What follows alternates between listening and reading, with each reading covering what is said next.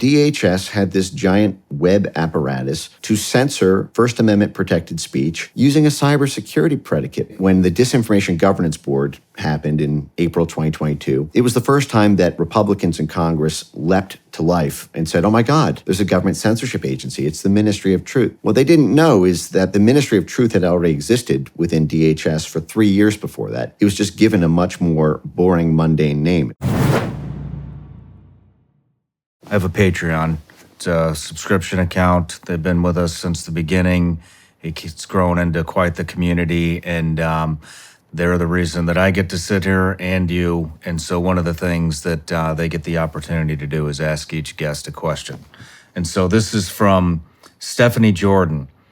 The First Amendment is quickly dying. How much time do we as Americans have in comparison to countries like the UK and Brazil?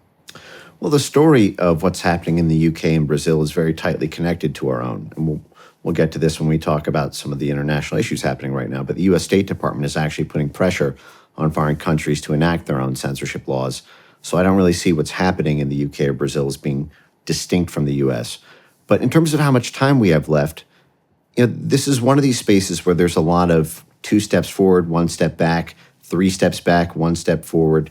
You can lose badly even for a number of years and then begin to make inroads again. There was, for the first 6 years of me doing this, I've been involved in this space for 8 years now, just dedicated my whole life to it.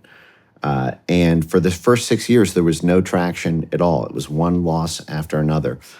And, that does make you feel hopeless, but you just keep putting one foot in front of the other until you start to get victories. And then we've had a lot of victories on the free speech space in the past 18 months, and go through them if folks are interested. But I think it would be good to go through them just for the positivity aspect. Totally. So coming into the year 2022, you had the censorship industry was completely invincible. And what I mean by the censorship industry is this whole of society framework that our government uses for its counter misinformation work, which ties together 4 different stakeholder institutions: government agencies, private sector companies, civil society institutions, so like universities, NGOs, researchers, and then media institutions. And all 4 of that, government, private sector, civil society, and media, all work together to achieve a common censorship outcome. So they can each pull their own levers in order to achieve the censorship of a narrative or of an account, or kill someone's advertising revenue, whatever needs to be done in any particular case. And from 2016, when this was all really getting established in the US, until 2022, there was never any piercing of any one of those 4 quadrants. No government agencies were under scrutiny. Most people didn't even know there was a government role. All the social media companies were completely under this pressure, and there was no one willing to break the alliance. You had Mark Zuckerberg at Facebook, who was being threatened by the federal government in terms of Facebook's bottom line. Jack Dorsey was totally pliant to these. YouTube was an avid censor in that regard. And so in 2022, a number of things happened that began to really change the turf of this. So first, there was this scandal with the Disinformation Governance Board. I don't know if folks remember this. This was this Ministry of Truth is what people were calling it at the Department of Homeland Security. They made the mistake for once in their lives of publicly calling it what it actually was. When the Disinformation Governance Board happened in April 2022, it was the first time that Republicans in Congress leapt to life and said, oh my God, there's a government censorship agency. It's the Ministry of Truth. What they didn't know is that the Ministry of Truth had already existed within DHS for 3 years before that. It was just given a much more boring, mundane name. It was called the Cybersecurity and Infrastructure Security Agency. But what they did is they said that because their mission is critical infrastructure security, and elections are critical infrastructure, and COVID deals with public health, and public health is critical infrastructure, any tweets that contain misinformation about elections or about COVID or about any number of sensitive policy issues were a cyber threat actor, were a cyber attack on critical infrastructure. And so DHS had this giant web apparatus to censor First Amendment protected speech using a cybersecurity predicate. But at the time, that was almost too fantastical for people to believe. It wasn't until DHS's censorship operations became so sprawling and so massive and had so many touch points that they needed this dull, boring, bureaucratic management layer, the Disinformation Governance Board, to manage what DHS, CISA, and the intelligence wing of DHS, INA, was doing. And so it was only then that you had Chuck Grassley and Josh Hawley and all these different Republican members of Congress say, wait a second. We've heard rumors about internet censorship being directed by the U.S. government. Maybe they're true because, look, they have this Disinformation Governance Board.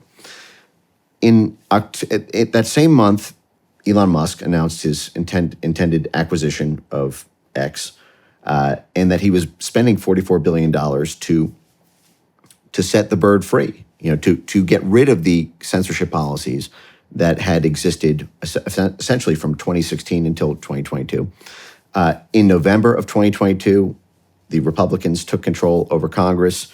In October of 2022, Elon Musk completed his acquisition, and Republicans in Congress began to break much of this open, as did Elon Musk through the Twitter files. And so there began to be all these public hearings on government pressure on Facebook, on Amazon, on YouTube, on Twitter. Jim Jordan, the chairman of the House Weaponization Subcommittee, got us the Facebook files, which showed that Facebook was only censoring COVID-19 because they felt beholden to the Biden administration and folded under that pressure in order to be receptive to their calls to censorship, because they have bigger fish to fry on multiple policy fronts, meaning they needed the Biden State Department's help to defend their rights in Europe. They needed the Biden administration's protection of their data rights and their advertising revenues. And so when Elon kicked the door open with the Twitter files, and there began to be congressional support in Congress, many of these federal agencies started to clam up and, I won't say close down, but they had to reorganize in ways that added a lot of friction to what they did. And they became a lot less powerful because now the public awareness had grown. And anytime they did something, they would be hit with subpoenas. People would be brought in for transcribed interviews. There'd be public hearings. There'd be lawsuits. There have been many private sector lawsuits. We've had this major Supreme Court case that just sort of, in my view, was wrongly decided, but it's still a preliminary decision. So that may still play out favorably in the future. But there's been legal pressure. There's been congressional pressure. There has been the prying open of Twitter, which is X. It's the largest political thought incubator of all the social media platforms, because everyone's a content producer on there, unlike YouTube, as soon as you hit the retweet button. And that has also given cover to folks like Mark Zuckerberg to lessen censorship at Facebook and on Instagram. And this is one of the things the censorship industry has been apoplectic about, is that they accuse Mark Zuckerberg of riding Elon Musk's free speech coattails and removing a lot of the liaison tentacles that previously were back-channeled by U.S. intelligence or by political operatives involved in the censorship industry. And so the internet now is much freer than it was several years ago in the U.S. So the blob has a new strategy involving bringing international pressure on the platforms, as well as state pressure within individual states in the U.S. Wow. So we did get some wins. We're winning at the level the battle was being fought from 2016 to 2020. If we had what we have now, we'd be in a totally different world. The issue is as we're winning at the current level, they've moved the battle upstream to things that are existentially much more terrifying. Just straight up international laws banning First Amendment speech. We're seeing this with this new EU censorship law, the Digital Services Act, which adds a disinformation compliance component, and that forces X to censor anything NATO wants to censor, or else they lose their European market, which is a larger market than their US market. And so they have a whole bag of tricks that are the new frontier for fighting this. But if they hadn't escalated that, we would be winning quite dramatically right now. Interesting. No matter where you're watching Shawn Ryan Show from, if you get anything out of this, please like, comment, subscribe, and most importantly, share this everywhere you possibly can. And if you're feeling extra generous, please leave us a review on Apple and Spotify podcasts.